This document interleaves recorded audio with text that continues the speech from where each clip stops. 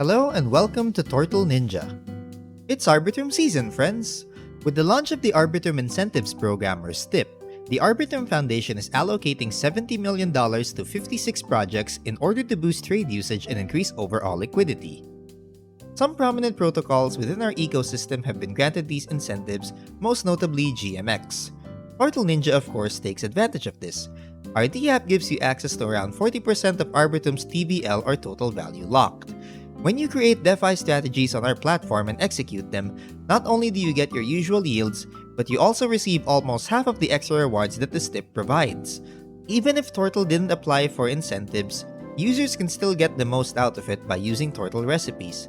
That's why there's no better time to be bullish and no better place to create winning DeFi strategies than in Tortle Ninja.